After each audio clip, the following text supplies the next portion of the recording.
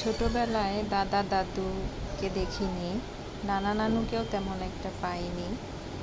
তো দাদা দাদি নানা নানির আদর সবসময় মিস করতাম। যখন দেখতাম কারো দাদা দাদি কিংবা নানা নানির মানে ছোটবেলায়, তখন ভাবতাম আমার দাদা দাদি বা নানা নানি থাকলেও তো আমাকে এভাবে আদর করতো।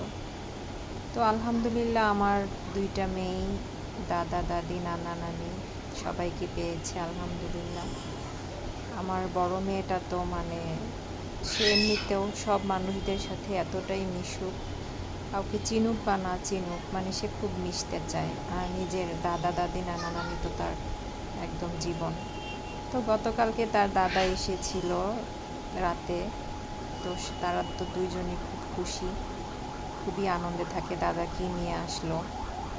বড় মেয়েটা তো মনে হয় রাতে ঠিকমতো ঘুমায়নি, কারণ সে সকালবেলা দাদাকে স্কুলে নিয়ে যাবে। তো একদম ভোরে 5টার সময় এসে সে আমাকে ডাকছে, মা স্কুলে যাব, রেডি করে দাও। আমি এই যে বলছি না, আমি তো মোবাইলে অ্যালার্ম দিয়ে রেখেছি, তোমাকে যখন সময় হবে আমি নিয়ে যাব না। সে এতটাই এক্সাইটেড যে সে একদম ভোরে উঠে বসে আছে, সে দাদার সাথে স্কুলে যাবে। তো আজকে সে দাদাকে স্কুলে নিয়ে গিয়েছে। তো আয়রাও উঠে পড়েছে, কেন জানি না আয়রাও এখন সে স্কুলে যাবে। শুনেছে দাদা মানে সে বুঝতে পেরেছে যে দাদা তাকে আরিশাকে স্কুলে নিয়ে যাচ্ছে, কিভাবে যেন সেও উঠে গিয়েছে। তো তার বাবাও সাথে গেল, যেহেতু আমার শ্বশুর একা পারবে না দুইজনকে সামাল দিতে। তো তার বাবাও গেল। তো আমি একটু আজকে ফ্রি, সকালবেলা আমার আর বাইরে যেতে হলো না। তো তাদেরকে রেডি করে দিয়ে এখন আমি নিজের একটু স্কিন কেয়ার করব, সারাদিন যেহেতু সময় পাই না। তো এই তো আমি এখন এই সাবানটা দিয়ে মুখ ধুই সবসময় সকালে, আর এই সিরামটা ব্যবহার করি। তেমন একটা স্কিনের যত্ন নেওয়া হয় না, নিজের যত্নই নেওয়ার সময় পাই না, স্কিনের যত্ন কখন নেব। তো এই তো এখন আমি নিজের জন্য এখন একটু রুটি বানিয়ে রেখেছিলাম সকালবেলা, তো সেটাই এখন গরম করে আমি নাস্তা করে নিব। তারা সবাই হয়তো বাইরে নাস্তা করবে। তো নাস্তা করা শেষে আমি এখন থালা বাসনগুলো ধুয়ে নিচ্ছি। আজকে একটু ধীরে সুস্থেই কাজ করব, যেহেতু বাচ্চারা বাসায় থাকলে তো ওদের সময় দিতে গিয়ে কাজগুলো খুব তাড়াহুড়ো করে করতে হয়। তো আমি আজকে একটু ধীরে সুস্থেই কাজগুলো করে নিচ্ছি।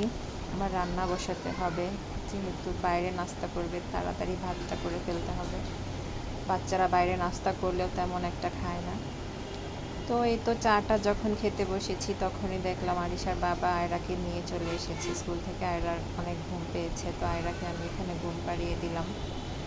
আর আমার বড় মেয়েটা তো মানে কি বলবো, তো একটা পশু পাখি প্রেমী।